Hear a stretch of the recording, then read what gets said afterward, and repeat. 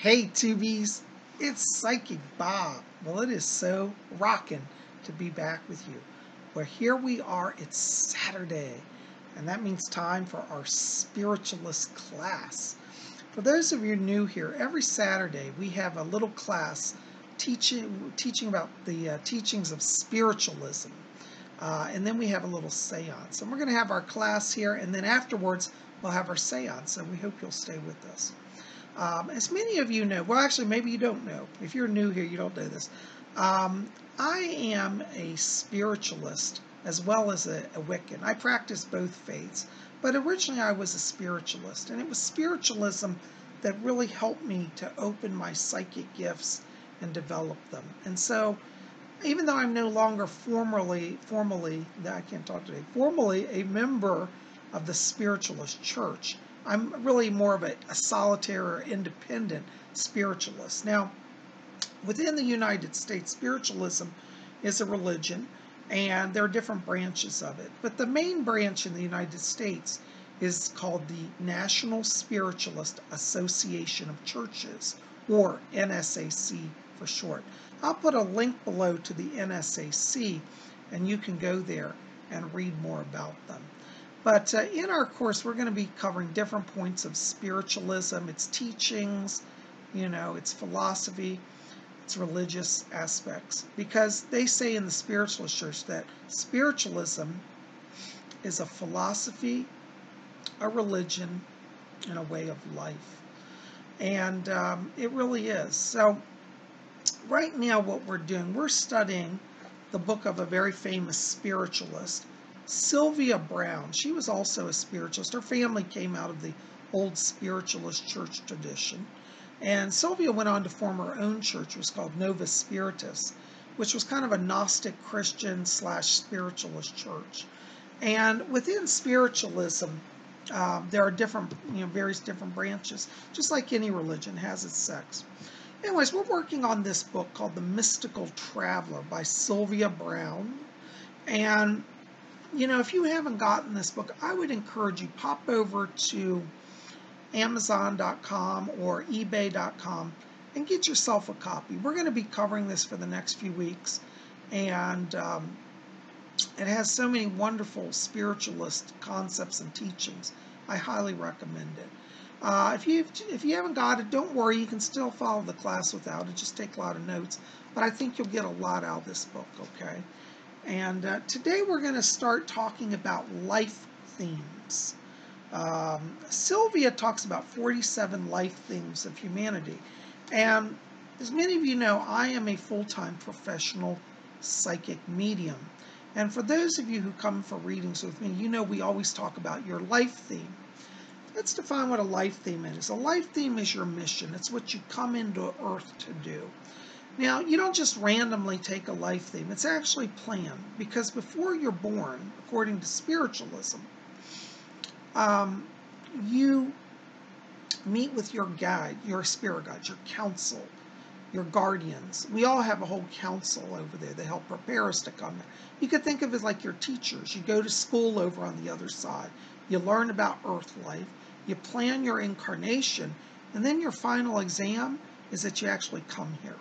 So those of you who are here on Earth, I want you to know you're doing really well, because it means you're about done with your course. You made it through your classes on the other side, and your final is passing it by passing life here on Earth.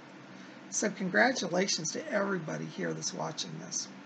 Well, anyways, as I said, these life themes we make since, from before we're born.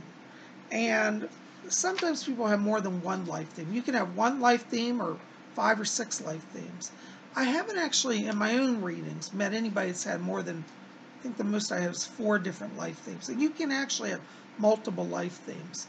But generally you'll have one that is predominant. So we're going to go through Sylvia's life themes. And now these are a little different than what you get when you have a reading with me. Don't let that dismay you, because we're all still learning and studying. And I call some of the life themes a different name, but you may recognize some of the things we've talked about. Speaking of readings, by the way, if you are interested, I am a full-time professional medium, and you can get on my schedule for a private reading. You can reach me at my office by calling me 571, here's the number, 571-483-2112. I'll put that link in the box below. Or you can write to me at my email, readings@robert-hickman.com. Again, that'll be in the info box below this video. And if you get a chance, pop over and see my website, www.robert-hickman.com. I'd love to hear from you. Well, let's start in on these life themes. Now, we're on page 12 of Sylvia's book. So if you're new here, you don't have a lot of catching up to do.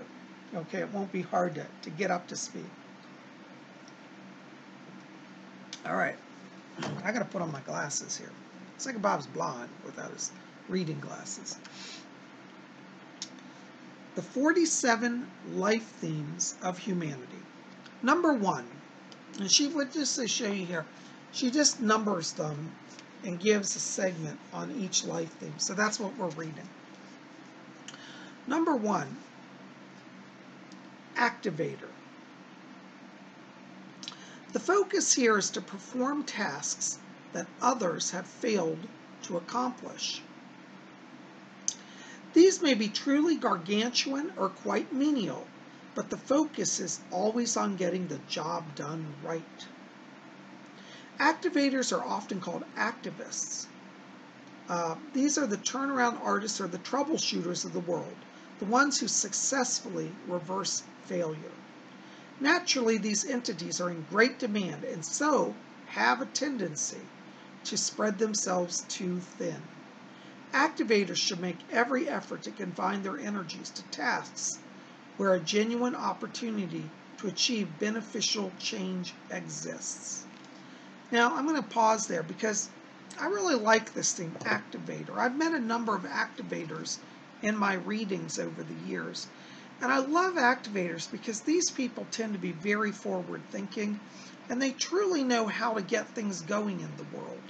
And so, like, if you're somebody, for example, and, let's say you have a company and you're having, problems getting your employees to get along, or you're having some flaw that slows down your production in some way.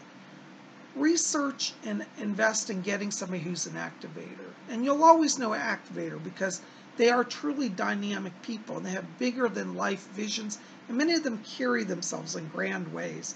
And they're a lot of fun. They're fascinating people to know. All right, theme number 2. This is another theme. Aesthetic, I can't say that word, pursuits. Music, drama, painting, sculpting, and writing are included in this category. An aesthetic theme is not to be confused with a little flair for one of those enterprises. Rather, when an aesthetic theme is present, the entity is driven by his or her innate talent. A need to create manifests at a young age and dominates the individual's entire life. Isn't that wonderful? Now, in my readings, I have a different kind of name for this. I would call this, in my readings, the artist theme. Sylvia calls it aesthetics pursuits. We're talking about the same thing. Now, there's not one psyche has the end-all be-all. So because Sylvia calls it one thing, don't say she's wrong, Psyche Bob says it's an artist, or don't say, Bob, you're wrong because Sylvia says it's aesthetic. It's the same thing, just different names. What is important about this theme is that these are the artists of the world. And I love it when I meet somebody who has this theme because they are truly creative people. They make beautiful things and they change the world. I think many times that those with an aesthetic pursuits theme also have an underlying theme of healer. Because I found that many of the artists, at least the ones that I've met, they heal the world through their art. They give a new vision. They help people be inspired and change their lives. So never underestimate this theme. Very powerful, okay? I have to tell you a story, interestingly, about aesthetic pursuits theme. I one time had a very famous artist. I can't tell you who she was. She's a female. Y'all might know who she is. You probably would if I told you, but I can't have confidentiality. But a very famous artist came to see me one time. And she sat in my office and she was literally crying. And she said, oh God, Bob, I don't know what to do. I said, tell me about it. She said, I have a major exhibition coming. She was paid like millions of dollars to do a series of custom paintings for a show, for a private gallery. And she said, I've received the money. And she said, I went in my studio. I can't paint. I don't know what to do. She said, I went to a doctor. I thought maybe I have a brain tumor because, something's wrong with my mind. Why can't I? She said she didn't even remember how she painted. She looked at her famous artworks, and she says, I don't even know how I did them. I don't even remember my techniques. I don't know how to do it. And she said she tried to start painting, and she said she couldn't paint. And she was really traumatized because she had millions of dollars on the line. Somebody paid her like $2 or $3 million to do a series of paintings. And she said, Bob, I'm going to have to return the money if I don't finish the work. And I looked at her and I said, oh, that's all that's wrong. And she said, what do you mean that's all? She got kind of angry. She said, what do you mean that's all that's wrong? I said, oh, well, you just forgot how to channel. She said, what are you talking about? I said, channeling. Artists are actual natural channels. And so I taught her how to open up to receive information from the spirit world, the channeling, how to bring the light through her. And I helped her to do it. And I taught her, and I said, you've got to do this every day, several times a day. I said, the power will come back. And so as we started to do this, she said, oh my God, Bob, I feel as if I'm starting to remember stuff, like I know stuff. I said, yeah, because you're channeling. She said, why didn't I ever know this before? I've never used this technique. How do you know this? I said, because many artists, people that thing, the artists, they channel naturally. And I said, you never had to think about because you were doing it. Now you've forgotten how to do it. You just need to be reminded. Well, guess what? Psychic Bob saved the day. She got her art exhibit done, and her life went on to be very glorious and very successful. So I'm very happy to say that I was able to help the art world on a major scale, at least once in my life. So that's the theme number 2, aesthetic pursuits, music, drama, painting, sculpting, and writing. I call that in my readings the artist theme. Same thing. Theme number 3, analyzer. The rest of us learn from the analyzers, continuing scrutiny of the most minute details, for they want to know everything about a subject, including how it works and why. Analyzers are afraid that they'll miss something or that some detail will be overlooked, so they thrive in scientific and highly technical settings where their skills are vital. In everyday situations, their challenge is to let go and trust the senses. After a discreet analysis of the behavior of others, analyzers should ask the Holy Spirit for enlightenment to transcend the physical evidence. Isn't that wonderful? Analyzers are the people who literally save companies. I've had a number of people with this theme come for readings with me. And, they say to me, Bob, nobody's listening to me. Why isn't anybody listening to me? I said, because they don't realize the value of having an analyzer on staff. So what I told this one person one time, and some other people I've told this too when the case is right. I said, as your analyzer, you're using your skills, but they're not being recognized. I said, so take a week and stop analyzing, stop putting input, stay silent. Suddenly everything in that company will go to hell because you're not being involved. And then they'll all come to you and say, what do I do? Then you'll get to exercise your analyzer. And this person that I told this to, they did this, and they ended up getting a promotion to like an executive director after doing that. So you see, analyzer themes are very important. Now, as it says here, the challenge in that theme is to let go. Analyzers have to kind of remember that you can be a great analyzer at work, but if you're too much of an analyzer at home, you'll put people off. So don't, be obsessed. Let things happen. Be a little freer. You'll have a much easier go with that life thing. Excuse me, I'm losing my voice there. All right. Theme number 4, banner carrier. The first lieutenant of the cause fighter. That's a different thing. We'll go to that later.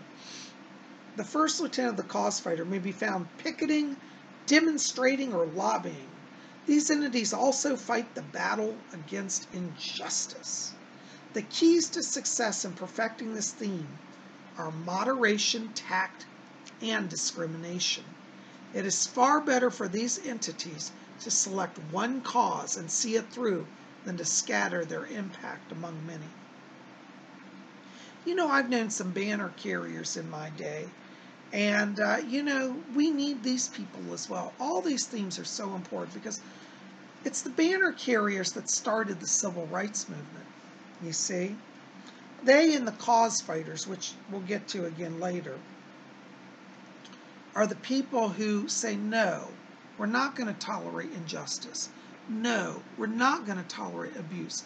No, we're not going to tolerate you taking away workers' rights, especially ones that are written in a contract. You see? So banner carriers do good because a lot of them stand up for the underdog. And in fact, a lot of the banner carriers start out in life as an underdog. And it's because they've experienced discrimination and pain and seen injustice that they make such an excellent show of it, working their life theme. I love the banner carriers too. Point number 5, builder. All right, this is another thing. These entities, I got to take a drink of water. I'm tongue-tied today. It's getting hot outside. Heat's drying up my throat today. Number 5, builder. These entities are the cornerstones of society, the unsung heroes and heroines of wars, home life, and organizations. Good parents are often builders, enabling their children to paint on a much larger canvas. Without these cogs, the wheels of society would never turn. Yet builders rarely receive credit for the accomplishments made possible by their efforts. They need to keep in mind that not all prizes are won on this plane of existence. Often those who get the credit on earth are not actually perfecting as rapidly as the builders are, who help to make their accomplishments possible. Isn't that wonderful? So, you know, the builder theme's also important. I've met a number of those in my readings as well. And the builders really are the unsung heroes. They're back there doing the extra overtime, making sure everything's squared away. A lot of times they don't get the glory. But I tell you, this world would have been over a long time ago, were it not for the builders who hold things together. You know, my grandmother used to tell me about World War II, and during World War II, they used to plant what they call victory gardens. Every home was encouraged to be self-sufficient because during the war there were a lot of shortages of food and they needed stuff for the war effort, so they encouraged Americans to grow their own gardens, to be as self-sustaining as possible. And the gardens were called victory gardens because it was believed that they would help with the victory, you know, by contributing to the war effort. And, you know, that was a builder. That my grandmother was definitely, she had a builder thing because she was all into canning food. She'd have everything prepared. This lady fed the whole family and the whole neighborhood, literally. And I don't know how she did it because she didn't have a lot of money, but she had heart and passion. She was a builder. So whenever I read that theme, I think of my grandmother. And she grew up on a farm and lived on a farm most of her life. And this lady, you know, would go out and feed the cows and tend her victory garden during the war years. And, you know, and my father was off in Korea. It was my father's mother. You know, she took care of the home life and kept everybody together and kept them informed of what was happening with my dad. And so her builder theme sustained a family and a community. That's power. Now, was my grandmother anybody socially prominent or famous? Or nope, never was recognized. I think the most fame she got was when she died. She got a really nice write-up in the paper because she had lived so long. And it wasn't until after death people really started to realize, oh my God, how much she did. That's how it often is with builders, but where would we be without them? Anyways, we're going to stop there today with 5 themes. That's a little bit for you to think about today. There are 47 themes, so we're going to go through these over the next few weeks. But I want to stop there. So again, this is from the book Mystical Traveler by Sylvia Brown. So I would encourage you to get that. Anyways, oh, also I have to show you guys. I don't think I showed you. I went ahead and framed. Did you see yesterday? I went ahead and framed my Picasso print. If you didn't see yesterday's video, UFO Friday, I talked about this print. But this is a vintage lithograph from the 1950s, and it's a Picasso print. And you know, I love it. These old lithographs are rather valuable because they weren't made on a laser printer. They were printed in an old-time print shop. And any of you have studied printing, you know lithography is a whole art form in itself. But this was a lithograph, a Picasso lithograph. And it's called Nocturne. And it's supposed to be like a garden at nighttime. And it's painted in the traditional Picasso kind of cubist, abstract, wild style. But I'm crazy about Picasso. But I told you guys once I framed this, I would show it to you. So here it is framed. It's Picasso's Nocturne. And I really like this frame. I got a simple black frame. I think modern art looks best in simple frames. And this is an interesting frame because when I got it, I said, how the heck am I supposed to get the glass out? You know, it's like tapping on the glass. I'm like, I don't understand this. Well, this is a strange sort of frame. It's a pop frame. You literally push on the glass and it pops out. It's kind of a deep frame, like a shadow box, and it's kind of like a spring. This back is like kind of a spring pressure point. And so the glass pops in and out. So you pop the glass open, drop the print in from the front, and then pop the glass back in. But I think it looks great. What do you guys think? Does that look nice? It's got some glare here. Hopefully you can see it a little bit. So that's by Pablo Picasso, Nocturne. This dates from around 1950 or 51. So it's got a little age on it. And I really like it. So there you go. Well, guys, we're going to get ready for our seance. So I want you to pull up your chairs here. We're going to form a little circle today. And we're going to have some trance channeling. That's right. If you've never been to a spiritualist seance, you're in for a treat. And if you have been, hopefully you're still in for a treat. So I want you guys to pull up your chairs here. And we're going to have a little seance. So keep it here. And we'll be with you in just 1 second. All right, now, tubies. Now we come to the part of our show today where we're going to have trance channeling. And for those of you who are new here, trance channeling is a form of mediumship. It's spelled T-R-A-N-C-E, trance. That means that a medium goes into a trance. And in a trance state, spirits are able to overshadow the medium's consciousness and take temporary control of the body and speak through the medium. And so I'm going to demonstrate trance channeling this afternoon. Now, for those of you who have never seen it, don't be afraid. It may look a little strange. I'm not in any danger. Excuse me, I'm not possessed. The difference is that in possession is when a spirit forcefully takes control of a person against his or her will. Trance channeling is very different because it's a partnership. I agree to lend my energy, my body to the spirits. They agree to use me as a vessel.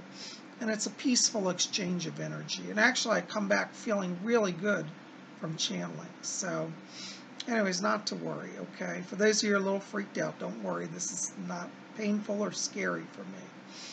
All right, so I'm going to settle down and go into trance.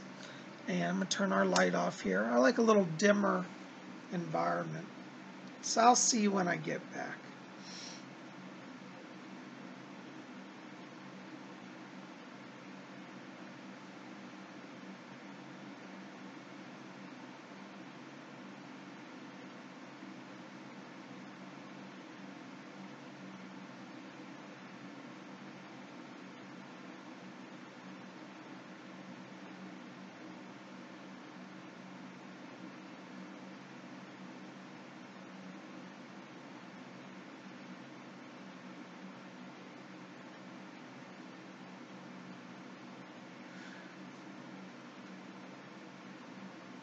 Oh, there we go. I think we're in the body now.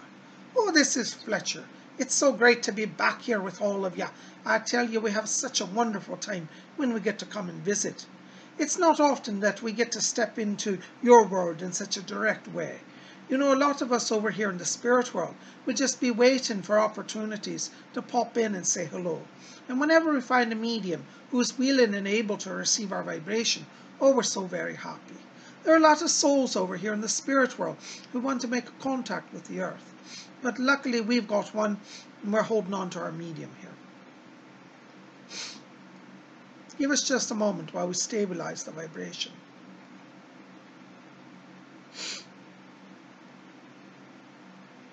Oh, there we go. Well, we got some other people be wanting to be speaking, so I'll be stepping from the body.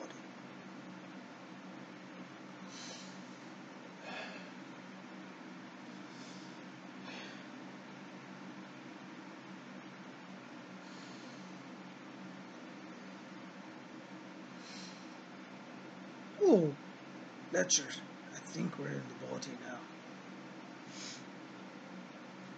Good evening. My name is Alfred. It is true that for us to manifest in the material world, it requires an agreement with the medium and with our world. The spirit world has many souls here, with great masses of wisdom to share. But the earth realm is such a dense vibration, it is oftentimes very difficult for us to manifest.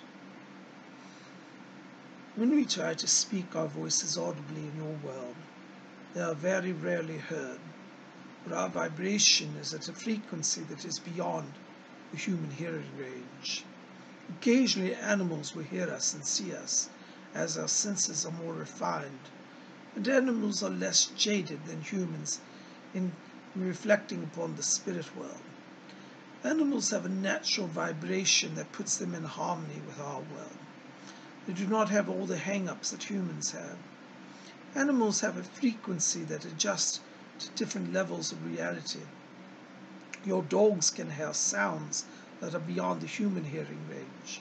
This is what accounts for many times when an animal will see us and be barking.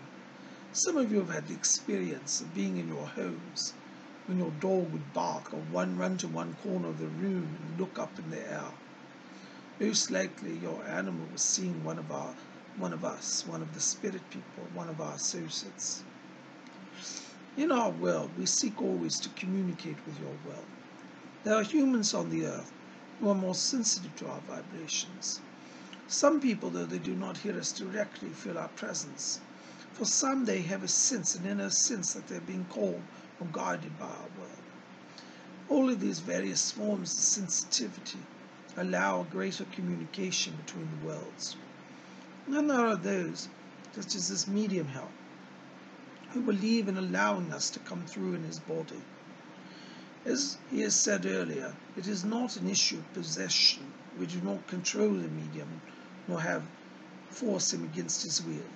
It is a partnership. Many times the medium will prearrange with us a time, such as today. Last night in his meditation, our medium said, "Spirit people, I want you to be with us." The call went out, and many of us heard it. And we knew the time and the hour that he would be sitting, and thus we are able to be present with you. If you are seeking to grow your spirit, be open to our presences. Human beings will find that the communication with the spirit world is far from being a terrifying experience. Many of your Hollywood films would have you believe that to engage in communication with our world is somehow terrifying, supernatural, frightening. Nothing could be further from the truth. Our world and your world are of the same substance, the same essence, simply at different vibratory rates. Everybody over here that has lived on your earth is the same as they were on the earth. You do not change who you are, you only change your form. Try to understand that in the earth realm, you are limited in your senses.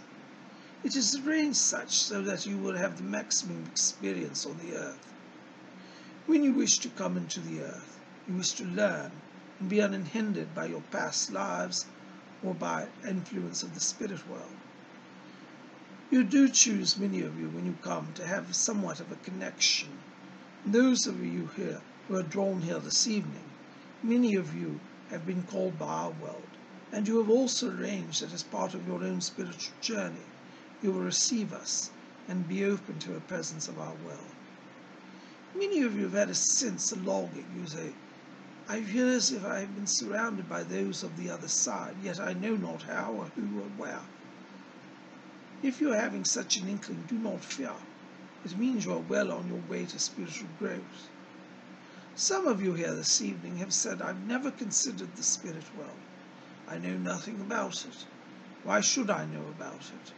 I cannot believe it. Try to understand that this world that we inhabit, the world of spirit, is rather different than your earth realm.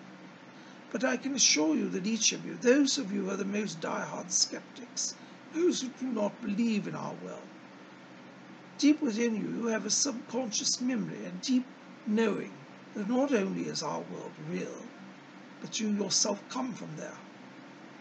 Where do you suppose you were before your incarnation? I can tell you where you were. You were here in our world, awaiting your time of re-entry to the earth. Yes, notice that I said the word re-entry. The truth is, many of you, in fact all of you pretty much, have incarnated several times. Now some of you have much more soul experience, and this is where we come with the term an older soul. You've lived many lifetimes, you've saw much, learned much. Some of you have had only a very few lifetimes, and therefore you're younger souls. But do not think of yourselves as less than the older souls. The younger souls are very important to the spirit world. It is through your experience, your openness to learning, that allows all of us here to experience your world in new ways. The older souls guide the younger souls. Sometimes the younger souls forget why they came and they lose their way. And thus we see people enmeshed in materialism and things such as addictive behaviors. All of these things are things that distract one from getting to one's true self. A wise teacher once said to me, Alfred, do not put all of your energy in the material world, for if that world were to decay, you would lose your very self with it. I think this is very wise advice. It is true that I came from a family of means, and we did have some wealth, I should say, in our day. And I was able to travel the world, attend Oxford and Cambridge universities, and see much of the world. Like Rose, I was of a very privileged class. But I had the good fortune to have spiritual guidance along the way that always reminded me that there was a spiritual world. Even when I degraded myself into my addictive behaviors, I knew very well, full consciousness, that I was drifting away from my true purpose. I suppose this is what saved me in the end, for I did not totally lose sight of why I had come to the earth. Some of you here today have never considered your soul, and you sit here in rapt awe, saying, how is it that the Spirit speaks through this man? How is it that I know that it is happening? You know that it is true, for your own self is made of spirit. Spirit recognizes spirit. And so in my words, you're recognizing the very truth of your own soul. For we truly are one. Someday you will discard your physical body, and you will return to our world. And there we will have a meeting, and it will all come back into focus. It's very interesting for the souls that have long sojourns into the earth, especially those who have forgotten their purpose. When they return here to the spirit world, it is like a gradual awakening. Some arrive here confused, thinking that, oh, I must be dreaming, or no, it can't be real, or I must really be dead, or no, I'm not dead. With some of them we must convince that they are dead. And when they come to understand that truth, some of them have recoil in fear and terror. How can I be dead, they say? I don't experience blackness. I don't remember going into the pit of the ground and being buried. We assure them that their bodies truly are in the ground and buried, but that has in no ways ceased their consciousness. Know that your mind is always active. Oh, my dear, some of you say, well, somebody is gone, their brain is dead. The physical brain, yes, it's true, will die, But the spiritual brain, the spiritual mind, the consciousness will never die. The human brain is only a physical form that holds space to allow the spiritual self to manifest. In the mind, it is the bridge between the physical body and the spiritual self. Science is slowly starting to uncover that, and your scientists in the coming years will discover that when a person dies, that the consciousness does exist. Eventually they will discover that the consciousness exists within the very room for a while, and will be able to monitor and chart his progress. That is in the future. We are concerned, though, with now. I ask you today to remember that you are spirit soul, to consider, for those of you who do not believe in a spiritual world, that there could be more than your very body, that you may be a spiritual essence. Let my words sink into you, reflect on them, feel my vibration, and know that I have come from the spirit world to bring you this truth. I'm being asked to step from the body. My name is Alfred.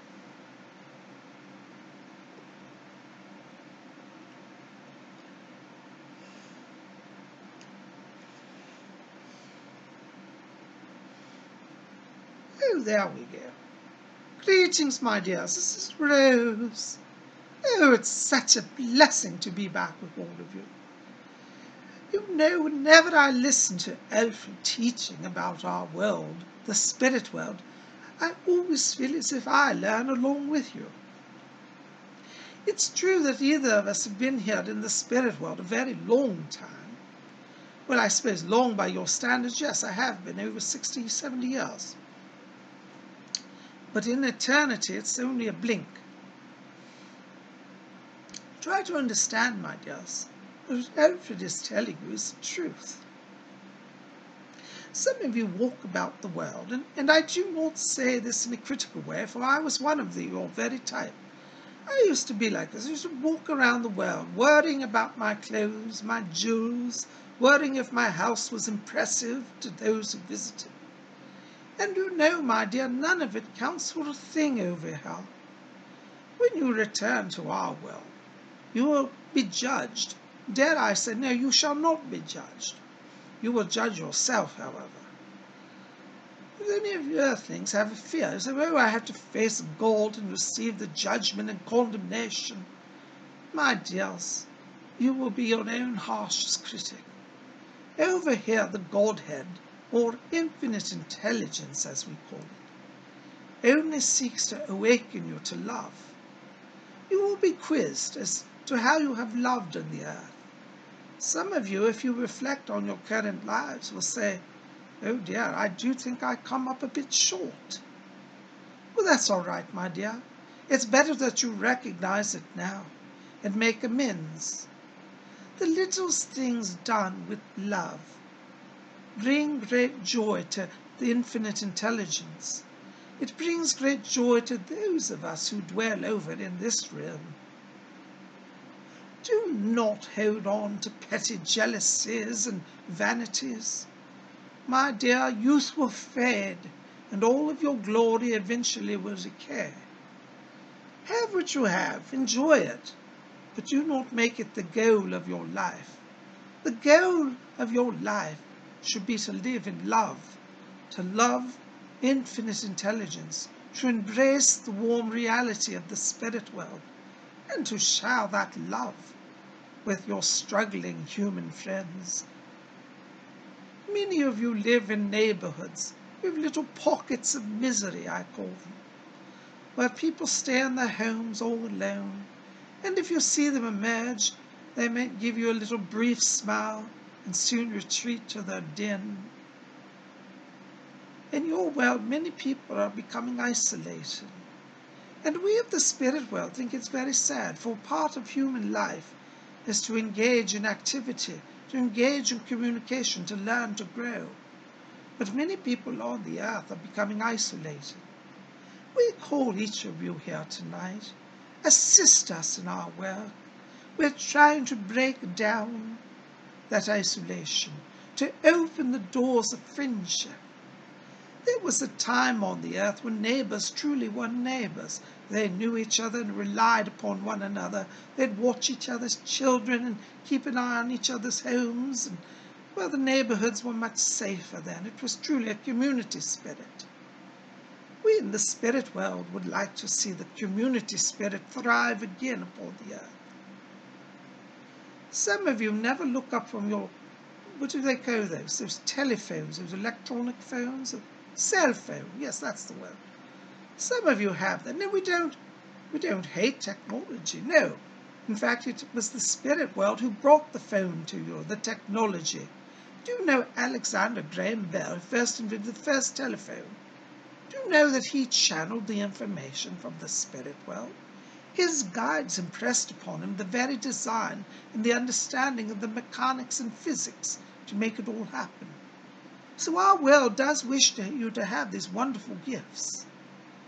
But we get very sad when that becomes the focus of your lives, when you care more about seeing who texted you than being kind to your neighbor. Then there is sorrow for us. Don't make us grieve. Try to love your neighbor. Try to love yourself. Do not condemn yourself. Judge yourself, but judge yourself in love, in fairness and rightness. And if you do that, when you cross over to our world, there'll be no judgment. You will have already done it yourself, my dears, for in the end you truly are your own judges. God does not judge nor condemn. He loves you unconditionally. You are very part of God. Your very soul is a spark of divinity. You share in that knowledge, that light of infinite intelligence. And know that when you come to the spirit world, there will be no cell phones here, but there will be infinite light and love.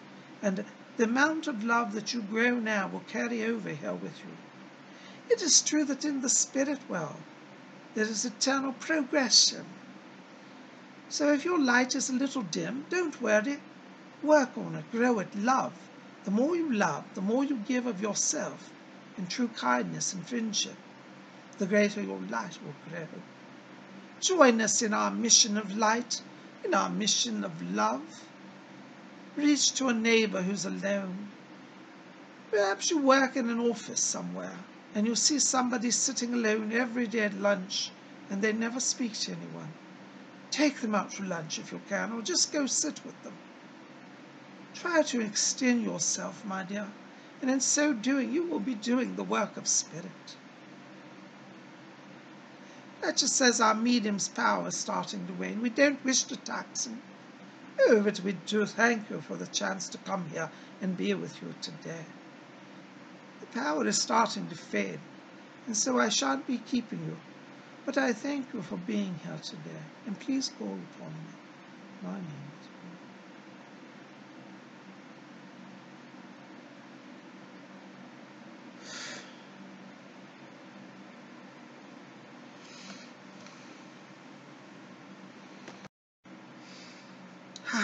Well, Tubies, it is so great to be back with you. I have so enjoyed having this chance to do the class today and do the channeled seance.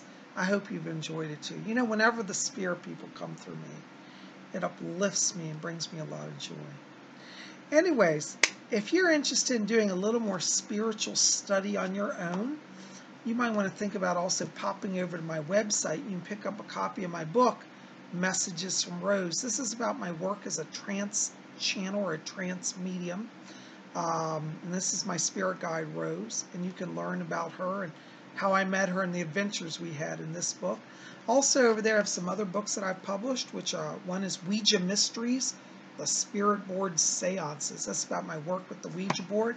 And also we have Psychic Bob's book, A Wiccan Wisdom. And we got a few others, but these are ones you might want to pick up. So pop over to my website. The link will be in the box below this video. www.robert-hickman.com. Again, link will be below for my website, but check that out.